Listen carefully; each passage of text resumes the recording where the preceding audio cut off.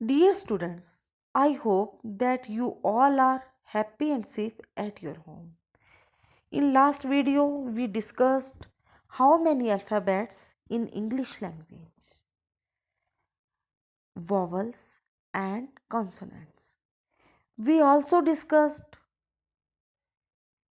alphabets sounds.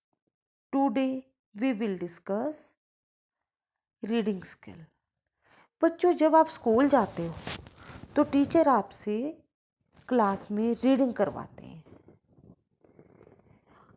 कई बार बोलते हैं कि आप सब लोग बैठकर अपनी अपनी बुक से रीडिंग कीजिए. कई बार 1 बाय 1 करके रीडिंग करवाते हैं. तो इस रीडिंग का क्या कारण है, क्यों करवाते हैं, आज हम इसमें लेसन में यही जानेंगे. और इस लेसन में आज हम एक स्टोरी की रीडिंग भी करेंगे. Let us start. Meaning of reading skill. जो ये रीडिंग करवाते हैं इसका क्या मीनिंग है, क्या अर्थ है, क्यों करवाते हैं, पहले तो हम यही जानते हैं. Look at the words and understand.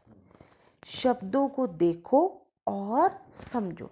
जब बच्चों आप रीडिंग करते हैं तो आप शब्दों को देखते हो और उन्हें समझते हैं. Only reading loud without understanding is not reading.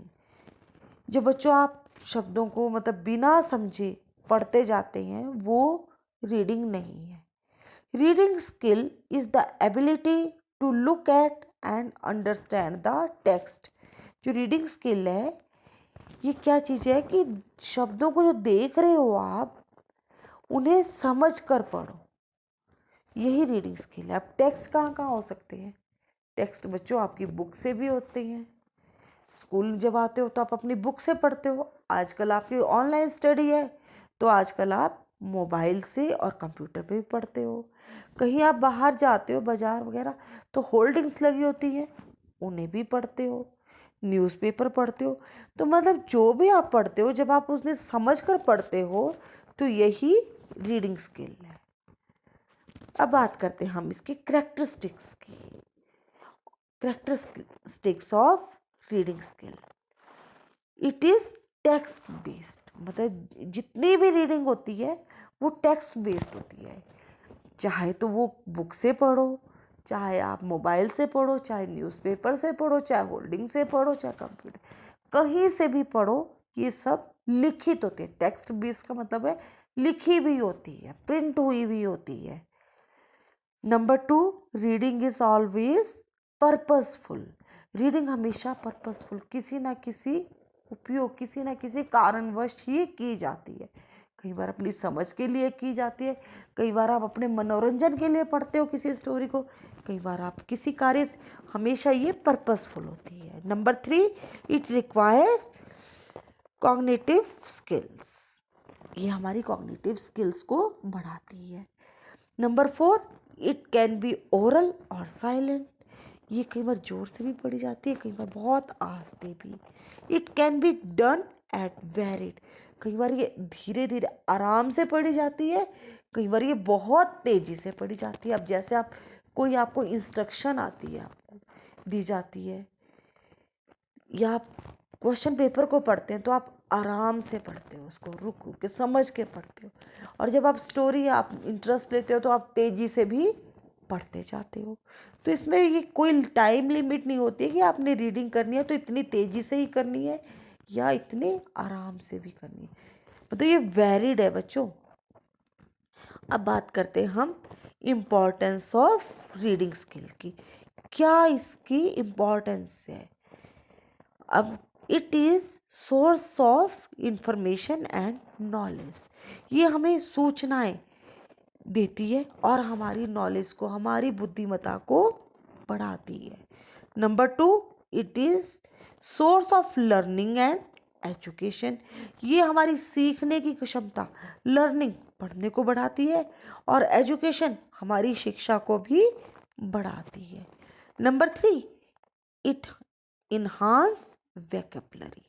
ये हमारी वैकेबलरी, मतलब क्या होता है, आपको नए नए शब्द सीखने को मिलते हैं, उनके अर्थ सीखने को मिलते हैं। जब आप किसी चीज़ को पढ़ोगे, कोई नया शब्द आएगा तो आपकी वैकेबलरी, आपका शब्दकोश दिमाग में बढ़ता जाता है।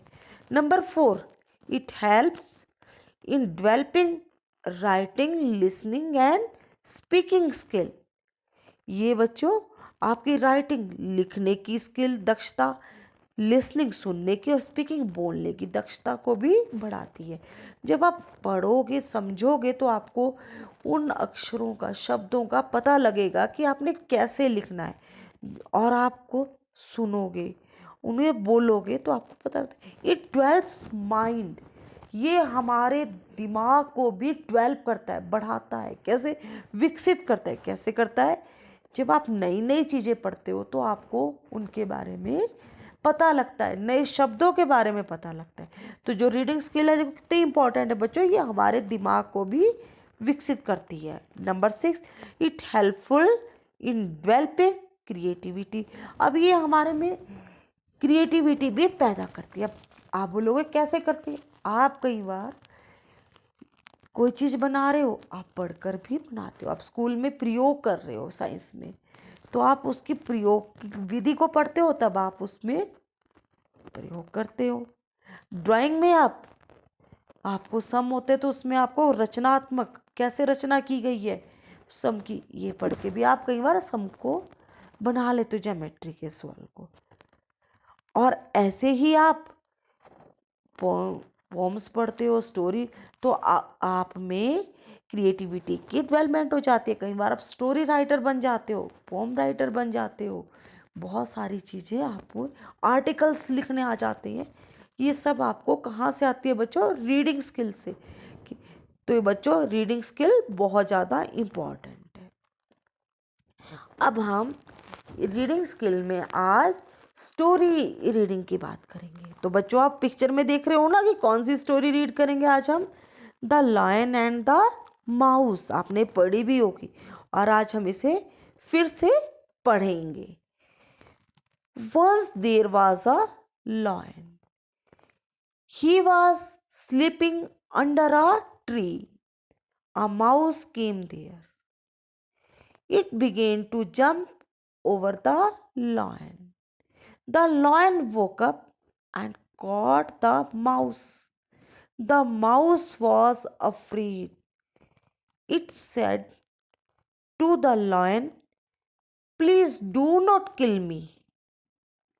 I may help you one day."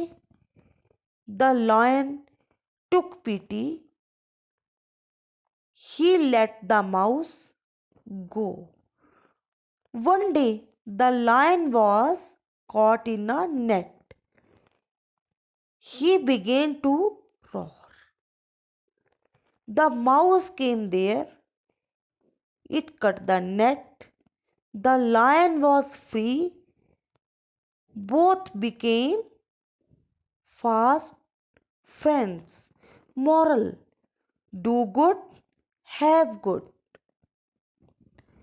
तो बच्चों आपने अभी स्टोरी रीड की, और आपको रीडिंग स्किल्स के, रीडिंग करने के कारणों का भी पता लगा कि हमें क्यों रीडिंग करनी चाहिए, इससे हमें क्या क्या विषय फ़ायदा होता है। तो बच्चों अब आपने, जो मैं असाइनमेंट आपको वर्कशीट में दूंगी वो भी करनी है, और आज से आपने अपनी एक आदत बना लेनी है कि एक पेज रीड डेली करना है। ये अपनी हैबिट बनाओ बच्चों। अभी छोटी छोटी स्टोरीज रीड करो, फिर आस्ते आस्ते बड़ी बड़ी बुक्स सब रीड करनी है, बड़ी बड़ी स्टोरीज करनी है, और इससे आपकी एक हैबिट डेवलप होगी, जिससे आपको अपने जीवन में, अपनी लाइफ में बहुत ज़्यादा फ़ायदा होगा। Thank you students. I hope you like my video. Have a nice day.